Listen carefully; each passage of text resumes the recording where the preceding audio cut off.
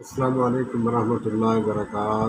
شیخ ثناء اللہ مدنی صاحب جو کہ انڈیا کے ہیں، ان کا پیارا جملہ، قیمتی جملہ، وہ فرماتے ہیں کہ برائی سے نفرت کریں، برے سے نہ کریں۔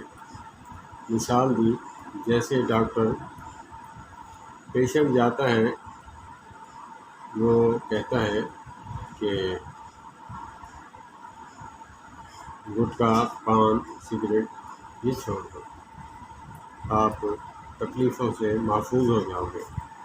یہ تو نہیں کہتا کہ تم نے گٹکا کھایا، اب تمہیں کاٹنا پڑے گا، اسی وجہ سے تو کاٹا ہے نا، اسی وجہ سے تو کاٹا ہے۔